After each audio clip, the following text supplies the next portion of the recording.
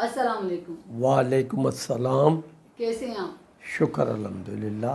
آج ہم جس موضوع پر بات کرنا چاہ رہے ہیں وہ یہ ہے کہ وجہ تخلیق کائنات کیا ہے، اللہ تعالیٰ نے اس دنیا کو، اس کائنات کو کیوں بنایا اور کیسے بنایا، اس پہ تھوڑی سی روشنی ڈالیں۔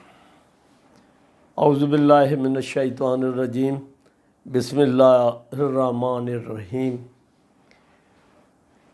ان ربکم اللہ الذی خلق السماوات والارض فی ستۃ ایام ثم استوی علی العرش یغشی اللیل النہار یطلبہ حثیثا والشمس والقمر والنجوم مسخرات بامرہ الا لہ الخلق والامر تبارک اللہ رب العالمین۔ یہ جو میں نے آیت پڑھی اللہ کریم نے ولوننا 8ویں پارے میں 54ویں آیت ہے، جس میں اللہ تعالیٰ نے دنیا کو بنانے کا بتایا کہ میں نے کیسے بنایا۔ اللہ تعالیٰ فرماتا ہے کہ میں نے دنیا کو 7 دنوں میں مکمل بنا دیا، یعنی یہ زمین و آسمان، دنیا سے مراد میری یہ پوری زمین و آسمان ہے، جتنی بھی زمینیں اور آسمان ہیں وہ ہے۔ اور اس کے بعد اللہ فرماتا ہے کہ میں نے جا کے اپنی اوپر سارے آسمانوں کے اوپر اپنی عرش پر کرسی پر جا کے مطمئن ہو گیا، یعنی بیٹھ گیا، اور یہ دنیا کو میں چلا رہا ہوں۔ سورج رات دن کے پیچھے آتی ہے اور دن رات کے پیچھے آتا ہے، یہ ایک نظام کو قائم کر دیا۔ اللہ سورج کو کھینچ کے لے آتا ہے دن کو بنانے کے لیے۔ اسی طرح تمام اجرام فلکی، چاند، سورج، جو بھی آسمانوں میں ہے وہ سب اللہ کے حکم سے، اذن سے چل رہا ہے۔ اور اس کے بعد اللہ تعالیٰ ہر چیز کو بنانے والا ہے، اور ہر چیز اللہ کے حکم کے تابع ہے۔ اللہ بڑی برکت والا ہے اور بڑا قدرت والا ہے۔ اس کا مطلب یہ ہے، یہاں اللہ تعالیٰ نے اس کی تخلیق کا بتا دیا کہ میں نے اس کو اپنے اذن سے 7 یوم کے اندر مکمل کر دیا۔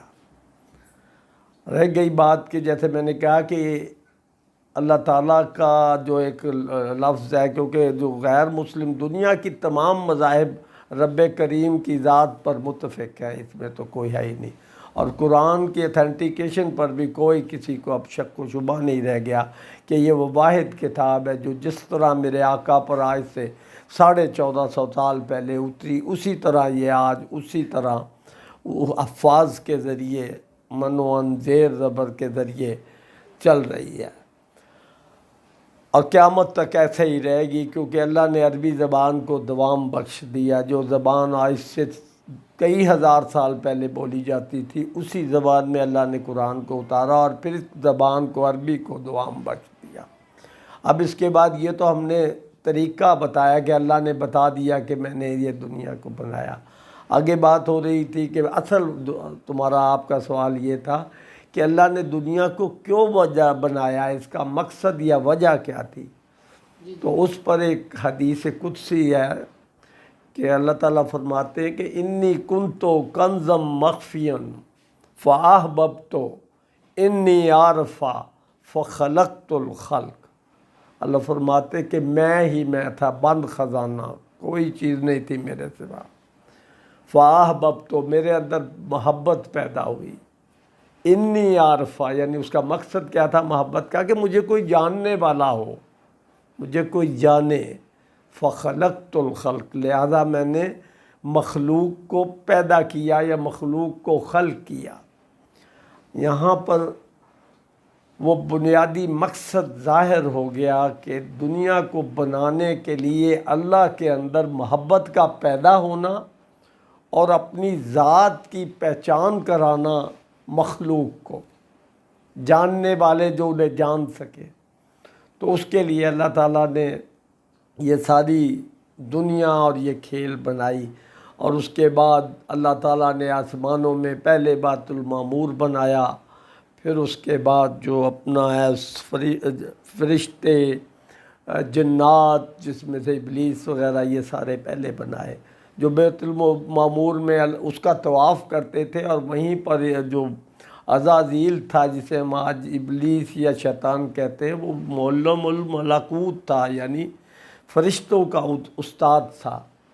اب اس میں ایک بات آتی ہے کہ یہ جو مخلوق کو خلق کیا اور محبت کا پیدا ہونا تھا، اس کی بنیاد پر ایک حدیث ہے صحیحہ، جس پر کا مختلف راویوں سے صحیح حدیث ہے، اور اس میں جو اس کا مخزن ہے اس حدیث کا وہ یہ ہے کہ اولا خلقتا ما نوری، کہ سب سے پہلے رب کریم نے میرے نور کو بنایا، یہ حضور نے فرمایا۔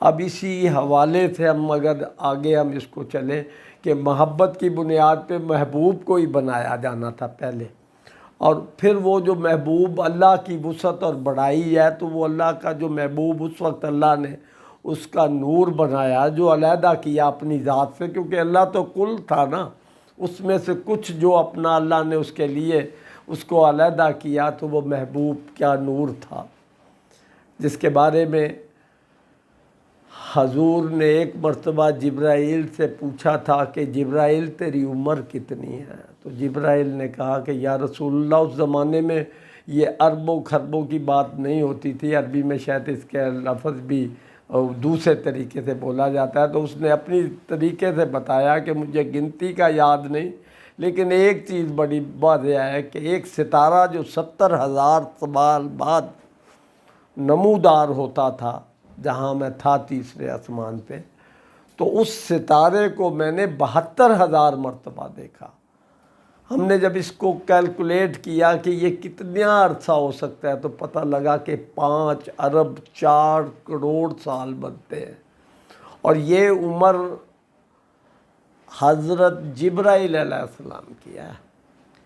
اس کا مطلب یہ ہے کہ اس سے پہلے میرے رب نے اپنے حبیب کا نور خلق کر دیا تھا، جو 70، اور پھر اس کے بعد جب آپ نے یہ سنا اور ان سے کہا، تو آپ نے اپنے وہ ماتھے پر سے جو اپنا امامہ تھا ہٹایا، تو وہ ماتھے سے وہی نور چمکا جو وہ 70,000 سال بعد دیکھتے تھے۔ حضرت جبرائیل نے فرمایا یا رسول اللہ، میں اس نور کو دیکھنے کے لیے 70,000 سال انتظار کرتا ہوں، اس کی کشش اتنی زیادہ ہے۔ اور پھر جب آپ نے وہ بتایا اور دیکھا، تو وہ نور کی چمک جب آپ کے ماتھے سے آئی، تو حضرت جبرائیل نے فرمایا یا رسول اللہ، یہی نور کی وہ چمک ہے جو آتی ہے اس وقت۔ تو یہاں تھوڑا سا ہم بات کو وہی آ جاتی ہے محبت کی، کہ پہلی بات تو یہ طے ہو گئی کہ اللہ تعالیٰ نے اس کائنات کو محبت کی بنیاد پر بنایا۔ دوسری بات یہ ہے کہ اللہ نے اپنے آپ کی پہچان کے لیے بنایا، عارفہ انی عارفہ۔ مقصد کیا تھا؟ محبت کا پیدا ہونا، اور اس کے بعد اپنی پہچان میری کروانے والا ہو۔ تو لہذا اللہ تعالیٰ نے اپنے اس نور کو جو اپنے سے علیحدہ کیا تھا، اس کے اندر وہ تمام صفات رکھ دیں جو اللہ تعالیٰ کی صفات ہے۔ آپ دیکھیں کہ اللہ کے ہم 90 یا 100 نام گنتے، تو اسی طرح اکثر نام جو ہے نا حضور کے بھی وہی ہیں، کریم، اور اسی طرح اور دوسرے بہت سارے نام جو ہیں نا اللہ کے بھی وہی ہیں، اور میرے آقا کے بھی وہی ہیں۔ اس کا مطلب یہ ہوا کہ سوائے ایک خالق کے دوسری تمام جو صفات ہیں میرے اللہ کریم کی، وہ اللہ تعالیٰ نے اپنے محبوب کے اندر رکھی تاکہ اللہ کی پہچان ہو سکے۔ یعنی اس حدیث قدسی کا مقصد عارفہ بھی ہے، یعنی مقصد پیدا کرنا، محبت سے محبوب کو پیدا کرنا ہے، اور عارفہ کا مطلب ہے کہ میری معرفت ہو سکے۔ تو اللہ کو تو کوئی نہیں جانتا نا، اللہ کو کوئی دیکھ بھی نہیں سکتا۔ موسیٰ نے خواہش کی تھی، تو وہ جب نکے سے گزارا اللہ تعالیٰ نے، تو وہ بے ہوش ہو گیا، اور وہ گدھا جو تھا وہ ہڈیوں کا پنجر رہ گیا۔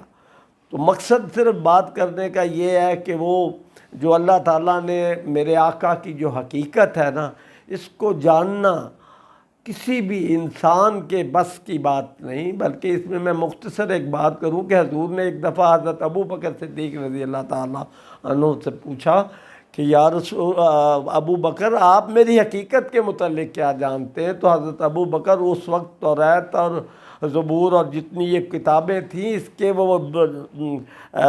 وہ تھے جسے کہتے ہیں عالم تھے، دو ہی آدمی، برقہ بن نوفل اور حضرت ابو بکر۔ تو آپ کیا فرماتے ہیں؟ کہیں گے یا رسول اللہ، آپ کی حقیقت کو اللہ اور اس کا رسول بہتر جانتا ہے۔ یہ ادب بھی تھا، اور انہوں نے اس کی یعنی کر دی کہ اس حقیقت کو کوئی پہنچ ہی نہیں سکتا۔